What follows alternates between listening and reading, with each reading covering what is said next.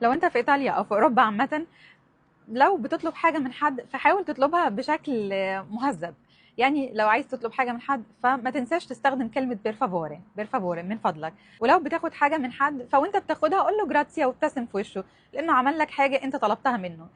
في ايطاليا الحاجات دي بتفرق، لان هم بيبقوا شايفين اللي قدامهم ده يعني مقدر appreciate اللي هم بيعملوه عشانه ولا لا. أم، ما شفتش حد في ايطاليا بيعمل حاجه او بيطلب مني حاجه من غير ما بيقول لي بيرفافوري، او من غير ما يقول لي جراتسيا. وانا يعني مثلا في البيت ابسط حاجه، ومش هقول لك بقى بين ناس غريبه، لا ده بيننا احنا كعيله، مثلا ماما حد من البيت طفي التلفزيون او طفي النور او اي حاجه من الحاجات البسيطه دي اللي احنا اصلا ما بنقولش فيها شكرا يعني، او بنقول فيها من فضلك.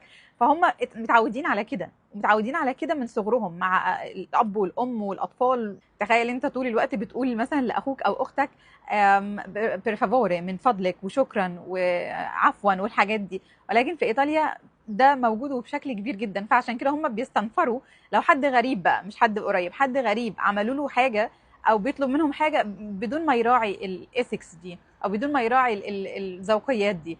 تطلب حاجه من حد وما تقولهوش بيرفافوري او ما تقولهوش جراتسيا، بياخدها على انها اولا هي سوء ادب وسوء تعامل، وممكن بعد كده ما يحبش يتعامل معاك، لان هيحس ان انت يعني you take it for granted، انت بتاخدها يعني منه كأن ده حق مكتسب ان هو يعمل لك الخدمه دي. او بالمصري زي ما بنقول العشم زياده عن اللزوم، انا متعشم في فلان ده فهشكره على ايه، ده ما عمليش حاجه اصلا يعني، دي حاجه بسيطه. لا، في ايطاليا او في اوروبا حاول تحط الحدود دي ما بينك ما بين الناس، ان هم مش اهلك، وحتى لو اهلك الحاجات دي موجوده ما بينهم، الذوقيات دي موجوده ما بينهم. لو عايز تطلب حاجه من حد ما تنساش تقول له بالفافوري. ولو بتاخد حاجه من حد عمل لك خدمه انت كان نفسك فيها او مستنيها، ما تنساش تقول له جراتسيا. وبس كده. تشاو.